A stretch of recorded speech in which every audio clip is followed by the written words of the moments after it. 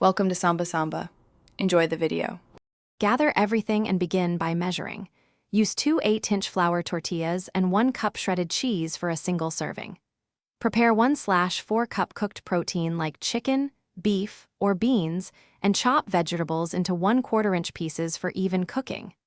Set out 1 tablespoon butter, 1 teaspoon chili powder, a pinch of salt, and a 1/4 teaspoon black pepper. Preheat a non-stick skillet over medium heat while you assemble so it reaches an even surface temperature by the time the quesadilla is ready.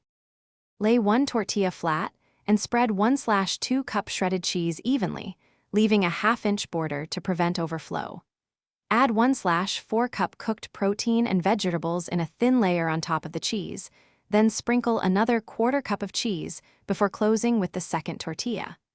Melt 1 tablespoon butter in the skillet over medium heat. Place the assembled quesadilla in and cook 3 to 4 minutes per side until golden brown and the cheese reaches a gooey, stringy texture.